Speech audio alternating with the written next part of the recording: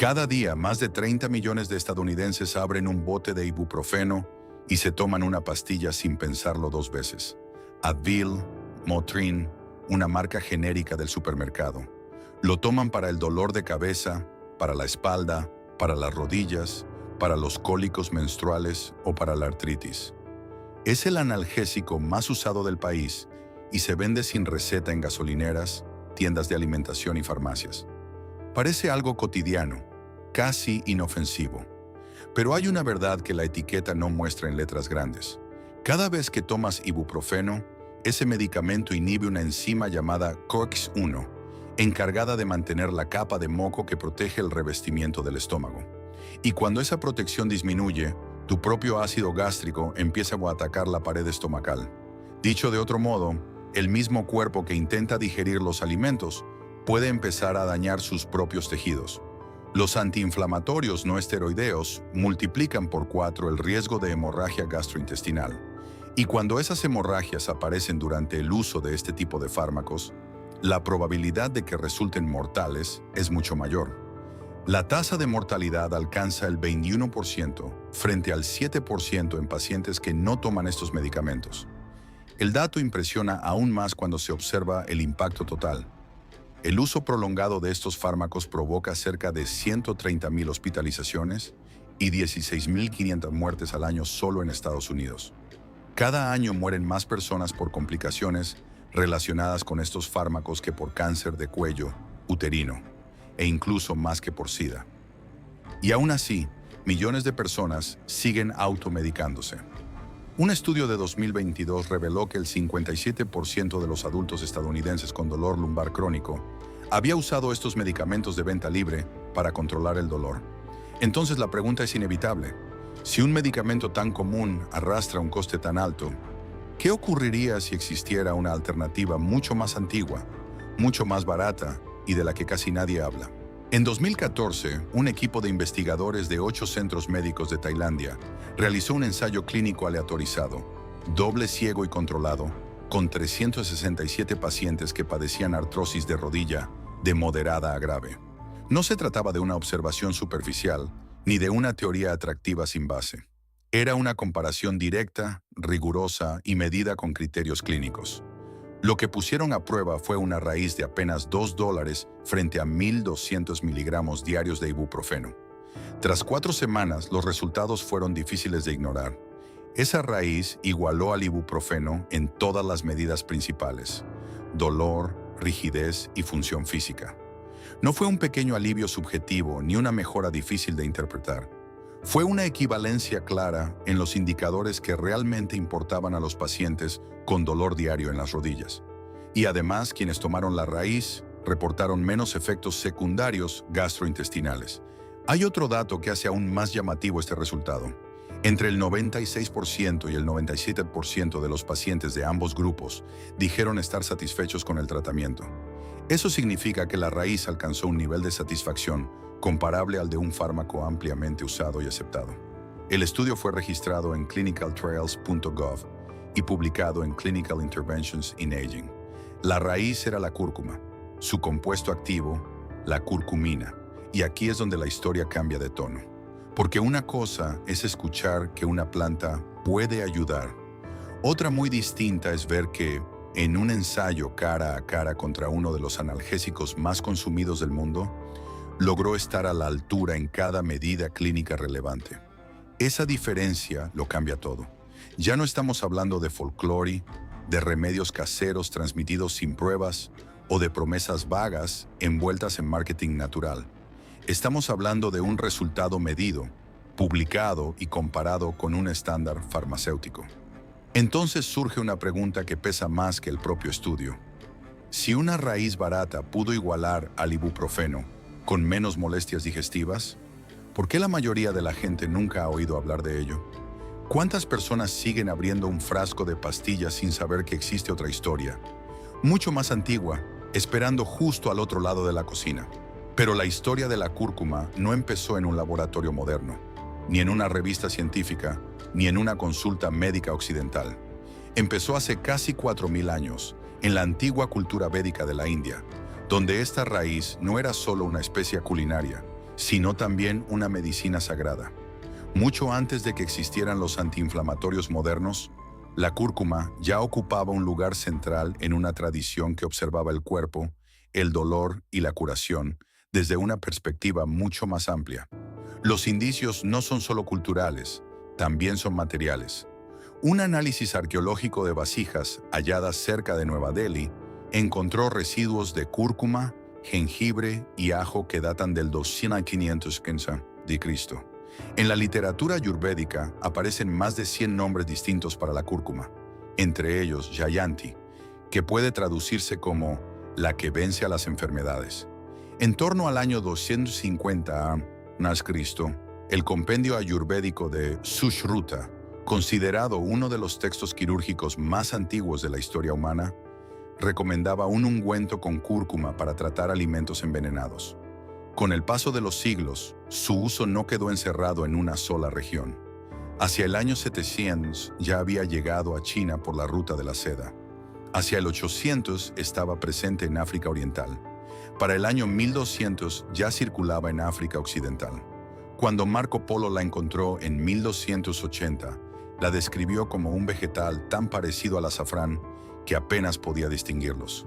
La cúrcuma no era una curiosidad aislada, era un conocimiento en movimiento, una medicina que cruzaba fronteras mientras los imperios cambiaban y desaparecían. Incluso hoy, esa memoria sigue viva. Las novias indias continúan aplicándose pasta de cúrcuma en la piel antes de sus bodas. En una ceremonia llamada Haldi, los sacerdotes hindúes tiñen sus túnicas con ella. India produce casi toda la cosecha mundial y consume cerca del 80%. Durante 4 milenios, todos los grandes sistemas de medicina tradicional de Asia la utilizaron. Ayurveda, Siddha, Unani y la medicina tradicional china. La prescribían para la inflamación, el dolor, los trastornos digestivos, las heridas y las enfermedades respiratorias. Y entonces llegó la ciencia moderna con una pregunta fría, directa y decisiva. ¿Puede demostrarse que funciona lo bastante bien como para competir con una pastilla que ya se vende? Y cuando esa pregunta por fin se formuló, la respuesta empezó a incomodar. Y la respuesta, cuando la ciencia moderna empezó a examinar la cúrcuma con el mismo rigor con el que examina cualquier compuesto farmacológico, fue un sí que resultó imposible de ignorar. El ensayo tailandés de 2014 no fue un caso aislado ni una anomalía cómoda que pudiera archivarse en silencio. Fue la pieza central de una evidencia más amplia que empezó a mostrar una y otra vez que la curcumina tenía un efecto real sobre el dolor y la inflamación. Un metaanálisis de 5 ensayos clínicos aleatorizados, con un total de 599 pacientes, concluyó que la curcumina mejoró de forma significativa las puntuaciones WOMAC, utilizadas para medir dolor, rigidez y función física en pacientes con artrosis, en comparación con placebo. El valor estadístico fue de 0,03. Además, la tasa de efectos secundarios fue inferior a la del ibuprofeno. A esto se sumó otro ensayo controlado con placebo, también publicado en 2014 por Panay, que encontró una mejora estadísticamente significativa en todos los parámetros WOMAC en el grupo tratado con curcumina, mientras que el grupo placebo no mostró cambios. Más tarde, en 2020, un ensayo publicado en Annals of Internal Medicine encontró que el extracto de curcumina era comparable al paracetamol. Pero quizá lo más interesante no sea solo que funcionara, sino cómo lo hacía. El ibuprofeno actúa principalmente inhibiendo 2 enzimas implicadas en la síntesis de prostaglandinas, la ciclooxigenasa 1 y la ciclooxigenasa 2.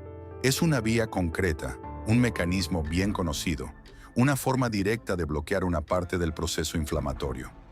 La curcumina también inhibe la ciclooxigenasa 2, pero no se detiene ahí. También inhibe la lipoxigenasa, la fosfolipasa, la colagenasa, la elastasa, la hialuronidasa, el factor de necrosis tumoral alfa, la interleucina 1 beta, la interleucina 8 y el factor nuclear kappa B. No apunta a una sola vía, interviene en la cascada inflamatoria desde múltiples direcciones al mismo tiempo. Por eso la diferencia entre ambas no es menor.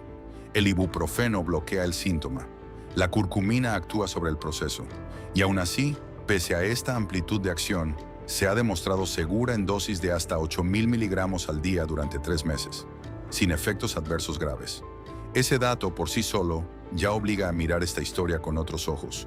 Sin embargo, aquí aparece la objeción más honesta y más importante de todas, y también la clave de por qué la industria farmacéutica no pierde el sueño por la cúrcuma. La curcumina tiene una biodisponibilidad pésima. Cuando consumes cúrcuma, tu cuerpo absorbe muy poca cantidad.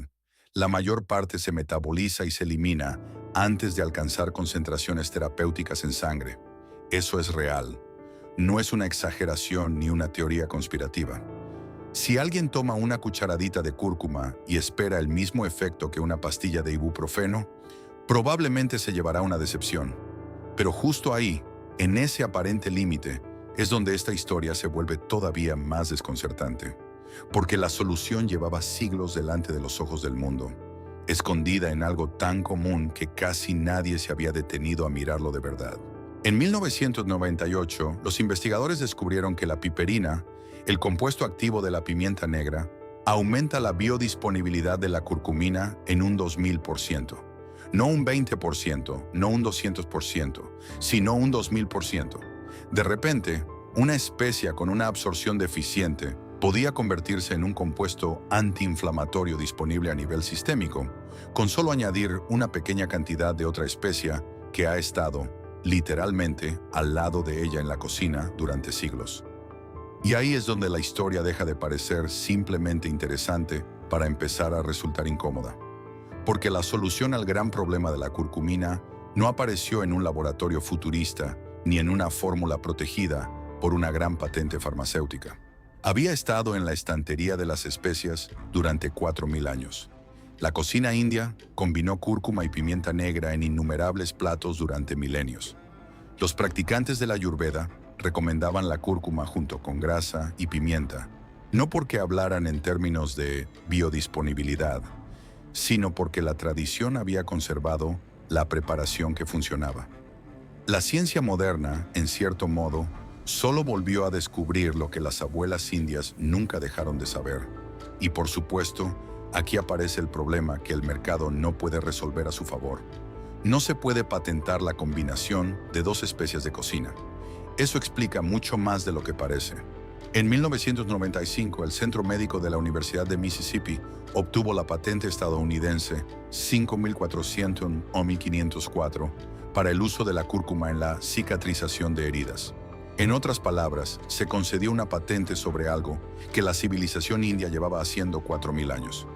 India, a través de su Consejo de Investigación Científica e Industrial, impugnó la patente y presentó antiguos textos en sánscrito como prueba de conocimiento previo. En 1997, la Oficina de Patentes y Marcas de Estados Unidos revocó la patente. Aquel caso se convirtió en una de las decisiones más importantes sobre biopiratería en el derecho internacional de la propiedad intelectual y llevó directamente a la creación de la Biblioteca Digital de Conocimientos Tradicionales de la India, diseñada específicamente para impedir que instituciones occidentales patentaran remedios antiguos que no habían inventado. Mientras tanto, el mercado global de los antiinflamatorios no esteroideos supera los 15.000 millones de dólares. Pfizer es propietaria de Advil. Johnson & Johnson es propietaria de Motrin. No hablamos de actores pequeños ni de un sector marginal. Entre 2006 y 2016 se registraron más de 775 millones de visitas relacionadas con AINES en la atención ambulatoria en Estados Unidos. Y, lejos de disminuir, la proporción de visitas externas en las que se recetaron estos fármacos subió del 8,1% al 9,6%. El negocio no se reduce, crece. Entonces la pregunta vuelve con más fuerza que nunca. Si una raíz barata y un frasco de pimienta pueden acercarse a lo que hace una pastilla, con menos efectos gastrointestinales en un ensayo doble ciego, ¿cuánto de lo que creemos saber sobre el dolor depende realmente de la ciencia y cuánto depende del mercado? Y después de todo esto, la historia deja de ser solo una denuncia o una curiosidad científica para convertirse en una decisión personal. Porque si esta información cambia, aunque sea un poco, la forma en que miras ese frasco de analgésicos en tu botiquín, entonces la pregunta ya no es solo qué descubrieron los estudios, sino qué puedes hacer tú con ello a partir de hoy. El propio texto original lo plantea de forma muy concreta. La artrosis afecta a más de 40 millones de estadounidenses y es una de las principales causas de discapacidad en el país. La mayoría de ellos recurre a los antiinflamatorios no esteroideos, también llamados AINES. Pero existe otra posibilidad que no empieza en la farmacia, sino en una raíz fresca o en un simple bote de especias. La cúrcuma puede usarse fresca o en polvo. La raíz se parece a un jengibre pequeño, pero con una pulpa de color naranja intenso. La preparación diaria más sencilla es la llamada pasta dorada. Para hacerla se mezcla media taza de cúrcuma en polvo con una taza de agua en un cazo. Después se calienta suavemente durante 7 a 10 minutos, removiendo de forma constante hasta que se forme una pasta espesa. En ese punto se añade una cucharadita de pimienta negra y 2 cucharadas de aceite de coco o de oliva. La grasa ayuda aún más a mejorar la absorción. Después se guarda en un tarro de cristal en la nevera. La recomendación del texto es tomar entre media cucharadita y una cucharadita al día, mezclada con leche caliente, batidos o alimentos. La llamada leche dorada lleva siglos consumiéndose en India de esta manera. Para quienes prefieren suplementos, el texto también menciona otra opción: buscar preparados de curcumina que incluyan piperina o que estén formulados para mejorar la biodisponibilidad. También recuerda que en el ensayo clínico se utilizó una dosis de 1.500 miligramos diarios de extracto de curcumina. Pero aquí aparece una advertencia importante que no debe omitirse. No se debe dejar una medicación prescrita sin consultar antes con un médico. Además, la curcumina puede interactuar con anticoagulantes y debe evitarse antes de una cirugía. Y entonces llega la imagen final, casi como una escena proyectada hacia el futuro. Imagina que han pasado 10 años. En tu nevera hay un tarro de pasta dorada que preparas una vez al mes. Cada mañana remueves media cucharadita en leche templada con una pizca de pimienta negra. Tus rodillas se sienten mejor que hace una década. El bote de Advil del armario caducó hace 3 años y nunca lo reemplazaste. Tu médico te pregunta qué ha cambiado y tú respondes con una historia que parece demasiado antigua para seguir siendo ignorada. Una raíz que igualó al ibuprofeno en un ensayo con 367 pacientes, una tradición medicinal de 4.000 años, una patente revocada porque intentó apropiarse de un conocimiento ancestral, y una solución tan simple que siempre había estado en la cocina. Ahí es donde este guión encuentra su verdadera fuerza. No en prometer milagros ni en inventar conspiraciones fáciles, sino en recordar algo mucho más inquietante: que a veces la ciencia no destruye la sabiduría antigua, sino que la confirma demasiado tarde. Y cuando eso ocurre, la pregunta más importante no es qué se ocultó, sino por qué aceptamos durante tanto tiempo no mirar más allá del frasco.